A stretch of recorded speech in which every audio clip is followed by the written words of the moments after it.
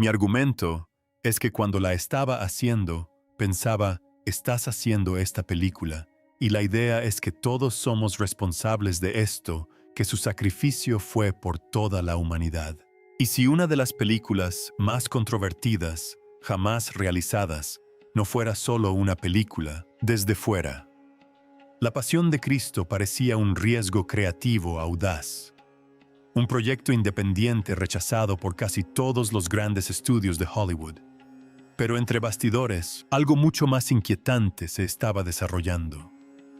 No se trataba solo de contar una historia, se trataba de algo que había que contar sin importar el costo. Mel Gibson ha comenzado a hablar abiertamente sobre lo que realmente sucedió durante la realización de la película. Sus palabras generan más preguntas que respuestas. Afirma que el proyecto se sintió casi guiado, como si fuerzas ajenas a su control lo impulsaran. Los miembros del reparto reportaron sucesos extraños. Los miembros del equipo hablaban en voz baja sobre momentos que no podían explicar fallos en las luces durante escenas cruciales, condiciones climáticas impredecibles e incluso lesiones físicas que algunos creían que no eran mera coincidencia. Pero lo más inquietante era la convicción de Gibson de que el mensaje de la película no era solo histórico, sino profundamente personal. Su intención original era clara: demostrar que el sacrificio retratado en la película no era culpa de un solo grupo, un solo momento o una sola traición, sino algo que conecta a toda la humanidad. Sin embargo, cuanto más se adentraba en la producción, más intensas e inexplicables se volvían las cosas. ¿Por qué Hollywood se negó a respaldarla? ¿Por qué tantos involucrados dudaron en hablar después? ¿Y qué verdad está Gibson dispuesto a revelar ahora? Porque si lo que dice es cierto, entonces esta película nunca fue solo cine. Fue algo mucho más grande. Antes de revelar por completo lo que Mel Gibson expuso, dale a me gusta y suscríbete.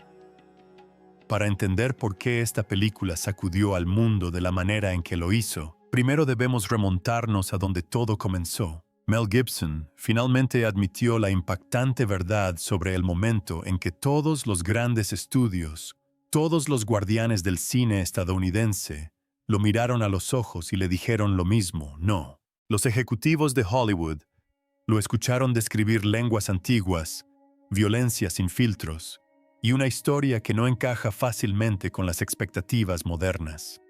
Y uno por uno llegaron a la misma conclusión: La Pasión no era una película, era un problema. Pero no la rechazaron amablemente. Mel dice que la descartaron, la rechazaron y la cancelaron. Sin embargo, lo que ninguno de ellos entendió fue que, para cuando entró en esas salas, la idea ya no era algo que pudiera negociar. Lo había cautivado de una manera que no podía explicar. Una de las partes más inquietantes de esta película es cómo se le ocurrió la idea, o quizás la instrucción en primer lugar. A finales de la década de 1990, Mel Gibson estaba en la cima de su éxito. Sin embargo, en privado, se hundía en uno de los períodos más oscuros de su vida. La adicción, la depresión y una creciente inquietud de la que no podía librarse habían comenzado a erosionar todo aquello que creía tener bajo control. La fama no alivió el caos. Los premios no llenaron el vacío. Por fuera parecía prosperar, pero por dentro se sentía a la deriva hacia un lugar que no reconocía. Mel cree que hay momentos en la vida en que uno llega a un punto de quiebre tan profundo que algo en su interior finalmente se rompe. Y para él, ese momento llegó silenciosamente un día cualquiera. Abrumado por sus propios pensamientos, Mel cayó de rodillas y desesperado comenzó a rezar. En ese instante algo cambió, y por primera vez sintió una claridad profunda e impactante, como si hubiera estado latente en las sombras durante años. Comenzó a regresar a las Escrituras con una concentración que sorprendió a las personas cercanas a él. Se sintió atraído por pasajes que hablaban de clamar por ayuda de sufrimiento y de rendición. Y poco a poco, la historia de las últimas horas de Cristo captó su atención. Al instante sintió la necesidad imperiosa de compartirla con el mundo, tal y como la había leído, de una forma cruda, sin filtros e incómoda. Cuanto más profundizaba, más intensa se volvía su atracción. Se sumergió en textos históricos, las estaciones del Vía Crucis, escritos de místicos cristianos primitivos y relatos antiguos que la mayoría de los cineastas jamás se habían molestado en explorar. Comenzó a indagar en la dolorosa verdad física que la mayoría de los cineastas habían evitado considerar. Y fue entonces cuando su convicción se fortaleció. Si Jesús hablaba arameo, la película usaría arameo. Si los romanos hablaban latín, entonces sería latín. No habría lenguaje moderno que diluyera la gravedad de lo sucedido, ni actores conocidos que distrajeran de la experiencia, ni el pulido y superficial estilo de Hollywood que hiciera la historia más fácil de digerir. La autenticidad de la película tenía que ser absoluta o no valía la pena hacerla. Si bien esta decisión fue difícil, quizás la más difícil que tomó fue la de pagar la película entera él mismo. $30 millones para la producción y unos 50 millones más para marketing, casi 45 millones de su propio bolsillo. Sin plan A, sin inversor, con quien compartir el riesgo. Si la película fracasaba, él también lo haría. Sin embargo, no vaciló porque a esas alturas ya no veía la película como una opción profesional, lo sentía como una orden. Quienes lo rodeaban percibieron el cambio. Su concentración se volvió inquietantemente intensa. Su preparación rozaba la obsesión. La historia no solo vivía en su mente, sino que lo consumía por dentro. Y cuando finalmente comenzó la producción, Mel admitió que sucedió algo aún más extraño. Había una pesadez en el ambiente, una tensión que no podían describir del todo. Algunos momentos en aquel rodaje se sentían cargados de tensión, casi como si otra presencia estuviera allí con ellos. Nadie podía explicarlo, pero todos lo sentían. Algo o alguien había trascendido esta historia al mundo real. En el set de rodaje, Mel cuenta que ocurrieron cosas extrañas. En el momento en que comenzó la filmación en Matera, algo cambió de una manera que nadie en el set pudo explicar adecuadamente. Por supuesto, esperaba un rodaje difícil debido al terreno accidentado, el material complicado y las exigencias físicas de recrear la antigua Jerusalén. Pero lo que encontró no se parecía a nada que hubiera experimentado antes. Era una presión que hacía que incluso los miembros más experimentados de la tripulación se detuvieran y miraran a su alrededor, como si algo invisible los estuviera observando. Algunos describieron un mareo repentino. Otros dijeron que sintieron un nudo en el estómago sin previo aviso. Algunos incluso admitieron sentir una tristeza abrumadora que no podían atribuir a nada de lo que sucedía a su alrededor. Cabe recordar que se trataba de profesionales que habían trabajado en decenas de rodajes, pero susurraban entre ellos sobre una presencia que no sabían cómo describir. El propio Mel Gibson parecía cargar con una carga aún más pesada a medida que las escenas se intensificaban. En los días en que la violencia de la historia, cuando la tensión alcanzaba su punto álgido, especialmente en las escenas que involucraban la flagelación, el peso de la cruz y la crucifixión, Mel se apartaba discretamente. Al principio, los miembros del equipo asumieron que necesitaba espacio para dirigir o ajustar el guión, pero no era eso. Estaba rezando, a veces incluso llorando, y cada vez que regresaba la intensidad de su concentración parecía aún mayor, como si comprendiera algo que el resto no lograba captar del todo. El entorno que los rodeaba no ayudaba. Los cielos comenzaron a cambiar de forma que inquietaron a todos. Las mañanas despejadas se convirtieron en vientos impredecibles. Al mediodía, las escenas que habían comenzado bajo un sol constante se vieron interrumpidas repentinamente por nubes oscuras que se cernían sobre la colina como una advertencia. El equipo fue derribado. Tormentas de polvo surgieron de la nada, irritando los rostros de los trabajadores y destrozando las tiendas de campaña. Hubo momentos en que el viento se detenía tan repentinamente que el silencio se sentía antinatural, como si el aire mismo contuviera la respiración. Nadie quería decirlo en voz alta, pero el clima ya no se comportaba como tal. Se comportaba como algo que respondía. Mel ha admitido que una de las partes más inquietantes de la película ocurrió durante una de las escenas de la crucifixión, cuando Jim Caviezel fue colocado en lo alto de la cruz, expuesto en la colina tal como lo habría estado el lugar real de la crucifixión. Sin previo aviso, un rayo lo alcanzó. El sonido fue ensordecedor. El escenario se paralizó y por un instante nadie se movió.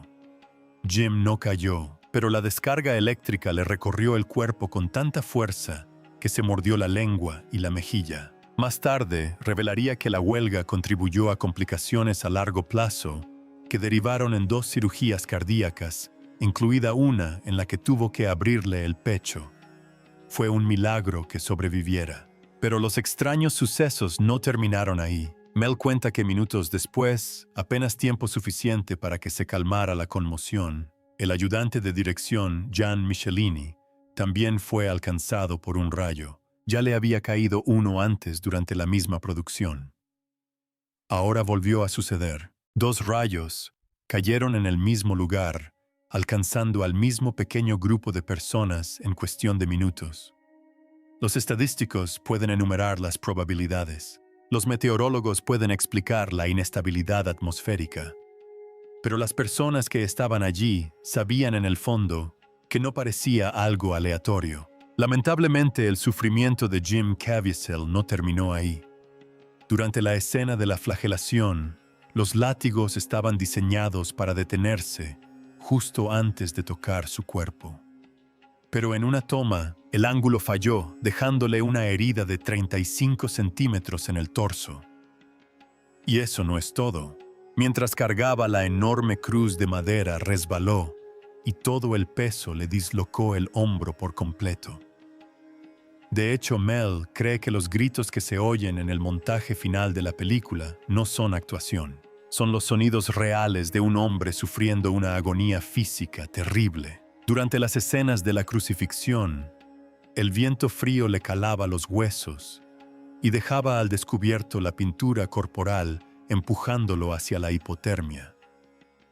Sus labios se pusieron azules, su respiración temblaba, pero de alguna manera siguió adelante. Mel también notó algunos paralelismos extraños. Las iniciales de Jim Caviezel, JC, reflejaban el papel que estaba interpretando. Tenía 33 años durante el rodaje, la misma edad que tradicionalmente se cree que tenía Cristo en el momento de su muerte. Si bien para algunos no significaba nada, Mel cree que era demasiado preciso como para ignorarlo. Pero estas experiencias perturbadoras no se limitaron a los actores. Los miembros del equipo hablaron de fiebres repentinas que aparecían y desaparecían sin explicación. Algunos relataron pesadillas que nunca antes habían tenido. Sueños tan vívidos que se despertaban temblando. Otros describieron una pesadez espiritual que no podían expresar con palabras. Durante los ensayos, aparecían lágrimas silenciosas en los rostros de personas que normalmente se enorgullecían de su distanciamiento emocional. Los extras que no tenían ninguna conexión personal con la fe se encontraron temblando durante ciertas escenas sin poder comprender por qué. Lo que nadie, ni siquiera Mel, esperaba era que estas extrañas experiencias no terminaran cuando las cámaras dejaran de grabar. Las tormentas, los accidentes y los momentos inexplicables fueron solo el comienzo. Porque una vez que la película abandonó ese plató y entró en Hollywood, comenzó a desarrollarse un tipo de extrañeza completamente diferente. Tormenta de fuego en Hollywood. Cuando finalmente terminó el rodaje y las cosas se calmaron en Matera, muchos miembros del reparto y del equipo esperaban que la extraña energía que rodeaba el proyecto se desvaneciera. En cambio, algo aún más volátil comenzó a formarse. Hollywood se preparó para un lanzamiento estándar, los circuitos publicitarios habituales y las entrevistas en la alfombra roja. Pero Mel Gibson no tenía ningún interés en hacer las cosas al estilo de Hollywood. Se saltó todo el sistema. No hubo apariciones en programas de televisión nocturnos, ni giras promocionales, ni una campaña mediática cuidadosamente orquestada. En cambio, llevó la película directamente al único grupo que había sido excluido de las decisiones de los grandes estudios durante décadas, la Iglesia. Lo que siguió fue algo nunca antes visto en la industria del entretenimiento. Se realizaron proyecciones privadas en sótanos de iglesias, salas de conferencias y centros religiosos de todo el país. Los pastores tuvieron acceso anticipado. Los sermones comenzaron a hacer referencia a la película meses antes de su estreno. Los líderes cristianos animaron a sus congregaciones a prepararse para lo que describieron como una de las representaciones de Jesús más impactantes jamás creadas. De repente, la pasión de Cristo se convirtió en un movimiento. Las iglesias reservaron salas de cine enteras. Se organizaron autobuses para llevar a congregaciones enteras a las proyecciones. Las comunidades religiosas convirtieron la película en un evento, una reunión, casi una peregrinación. Hollywood observó cómo se desarrollaban los acontecimientos, con una mezcla de confusión, irritación y fascinación, porque nunca antes había sucedido algo así. El 25 de febrero de 2000, 4 días de su estreno, la película arrasó en taquilla, recaudando $23 millones en un solo día. Cifras que suelen reservarse para grandes franquicias, no para dramas religiosos subtitulados y financiados de forma independiente. Al final del primer fin de semana, el total había ascendido a $83 millones. Los analistas que se habían burlado de las perspectivas de la película guardaron silencio repentinamente. Las predicciones se hicieron añicos y las reglas se reescribieron. Semana tras semana, el impulso fue creciendo. El público seguía acudiendo en cantidades nunca antes vistas en Hollywood.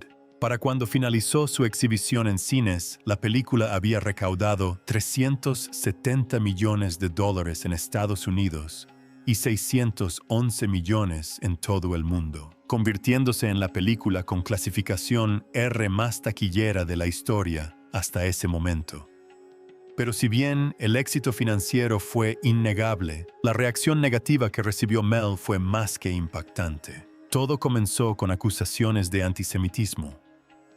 La Liga Antidifamación condenó la película, alegando que podría avivar prejuicios históricos y revivir estereotipos dañinos. Abraham Foxman, una de las voces más destacadas de la organización, advirtió que esta narrativa podría alimentar prejuicios profundamente arraigados contra las comunidades judías, especialmente entre los espectadores que interpretaran la historia literalmente. La sensibilidad del tema era real, especialmente en países donde las heridas históricas nunca habían cicatrizado por completo, y la película se convirtió rápidamente en un punto central de debates que se extendieron mucho más allá del ámbito cinematográfico. Mel Gibson defendió la película como una representación fiel del Evangelio, insistiendo en que nunca había añadido nada para incitar al odio. Pero la polémica no hizo más que intensificarse. A partir de ahí, las críticas se centraron en la violencia. Muchos críticos no solo se sintieron incómodos, sino horrorizados. Algunos la calificaron como la película más violenta jamás realizada. Roger Ebert, si bien elogió algunos aspectos de la producción, señaló la gran cantidad de metraje dedicado al sufrimiento en estado puro. Otros críticos fueron mucho más duros acusando a Gibson de glorificar la brutalidad o de usar el factor sorpresa como arma. Circularon informes de espectadores que se desmayaban durante las proyecciones. Se llamó a paramédicos a los cines. Algunos espectadores vomitaron, otros salieron llorando. La película no solo se veía, sino que se soportaba, y esa reacción por sí sola generó otra capa de controversia. En todo el mundo la respuesta varió enormemente. En México, Italia, Polonia y Brasil, la película fue recibida con entusiasmo, convirtiéndose en un fenómeno cultural. Los cines estaban abarrotados. Tras las proyecciones, las comunidades religiosas celebraron debates en las calles. Algunos países lo describieron como un despertar espiritual. Pero en Francia y Alemania, la acogida fue fría. Algunos cines se negaron a proyectarla. Los activistas pidieron boicots. Los críticos argumentaron que las sombras históricas en esos países hacían que los temas de la película fueran demasiado incendiarios. Pero en medio de todo esto, algo más oscuro comenzó a acechar al creador de la película. Los periodistas indagaron en la vida personal de Mel Gibson con una voracidad casi depredadora. Las controvertidas declaraciones de su padre resurgieron. Antiguas entrevistas fueron reexaminadas, distorsionadas y magnificadas. Los comentaristas cuestionaron los motivos, las creencias y el pasado de Gibson. Cuanto más éxito tenía la película, más severo era el escrutinio. Daba igual si la gente la amaba o la odiaba. Todo el mundo parecía tener una teoría sobre Mel Gibson. Ahí fue donde empezaron los verdaderos problemas, porque quienes habían realizado La Pasión de Cristo no habían dejado esa experiencia inalterada. Lo ocurrido durante el rodaje les marcó la vida, transformando sus futuros, truncando sus carreras, impulsando viajes espirituales y dejando huellas invisibles de las que muchos aún se niegan a hablar. Sus vidas cambiaron para siempre. Mel Gibson ha admitido que La Pasión de Cristo cambió su vida por completo para siempre. Para los ajenos al proyecto, el estreno de esta película parecía la cúspide de su carrera. Sin embargo, lo que siguió fue un auténtico declive. 2 años después del éxito arrollador de la película, fue arrestado por conducir bajo los efectos del alcohol, y el mundo escuchó su ahora infame diatriba antisemita que destruyó instantáneamente la buena voluntad que se había ganado. El escándalo fue implacable. Los tabloides estallaron. Se desenterraron viejas entrevistas. Se filtraron sus llamadas telefónicas privadas. Su nombre se convirtió en objeto de burla en los monólogos de los programas nocturnos, y Hollywood se distanció de él con una rapidez casi coordinada. Se rumoreaba que había arruinado su propio legado, pero otros creían firmemente que había pagado un precio espiritual por hacer la película, como si contar la historia que sentía que debía contar hubiera abierto una puerta que jamás podría cerrarse. A lo largo de los años, Mel ha insinuado con cuidado y cautela que la avalancha de críticas a la que se enfrentó no le pareció del todo natural. En las entrevistas, eludió el tema sin mencionar nada directamente, pero insinuando que la reacción negativa iba más allá del frenesí sensacionalista de la prensa amarilla. Y sin embargo, a pesar de todo, nunca abandonó la historia. Siguió trabajando en la secuela en silencio y con obsesión, dándole forma en privado como quien manipula algo que no está seguro de poder sostener con seguridad, pero de lo que tampoco puede desprenderse. Pero Mel no fue la única afectada. Jim Caviezel, el hombre que cargó con el peso físico y emocional de interpretar a Jesús, se encontró luchando contra algo extraño. Antes de la pasión, su carrera iba viento en popa. Era respetado, muy solicitado y un rostro familiar en películas serias. Pero después de la pasión, todo se paralizó. Los papeles que deberían haber sido suyos se esfumaron. Los estudios le dieron la espalda. Según se cuenta, los directores dejaron de llamarlo y circularon rumores de que había sido vetado discretamente por interpretar el papel más controvertido del cine moderno. Algunos decían que hablaba demasiado abiertamente de su fe. Otros, que Hollywood no quería lidiar con la tormenta que lo perseguía. Y así, su carrera se estancó tan abruptamente que incluso él admitió que algo no andaba bien. Pero lo extraño es que Jim no se escondió de nada de eso. Se aferró aún más a su fe. Aceptó papeles que se ajustaban a sus convicciones y habló públicamente sobre cómo la película cambió su vida. El resto del reparto y el equipo técnico tenían sus propias historias, aunque muchas de ellas aún permanecen ocultas tras el silencio. Las personas que llegaron al set, indiferentes a la fe, se encontraron leyendo la Biblia entre tomas. Los miembros del equipo pidieron bautismos mientras el rodaje aún estaba en marcha.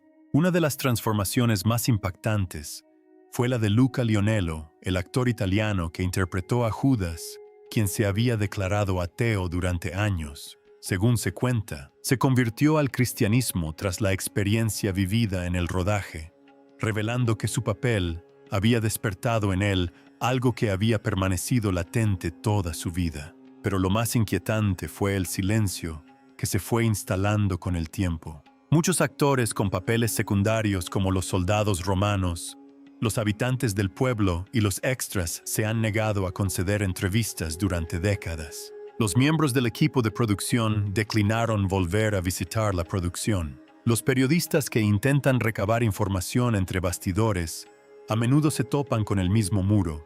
La gente dice de forma educada, pero firme, que no quiere hablar del tema. No hay ningún escándalo oculto, ningún delito, nada que explique el silencio de forma normal. Pero para quienes estuvieron allí, los recuerdos parecen residir en un lugar demasiado profundo, demasiado pesado o demasiado sagrado como para traerlos de vuelta a la luz. Algunos espectadores salieron de la película con un despertar espiritual, otros conmovidos. Algunos encontraron una nueva convicción, otros descubrieron cicatrices emocionales de las que nunca habían hablado abiertamente. Pero casi nadie salió ileso. La producción dejó una huella imborrable. Permaneció dolorosamente marcada en la vida de quienes se adentraron en ese mundo. ¿Qué opinas? ¿Fue La Pasión de Cristo solo una película o algo más? Cuéntanos en la sección de comentarios. Si te ha gustado este video, haz clic en el siguiente video que aparece en tu pantalla, dale a me gusta y suscríbete a nuestro canal para recibir más novedades.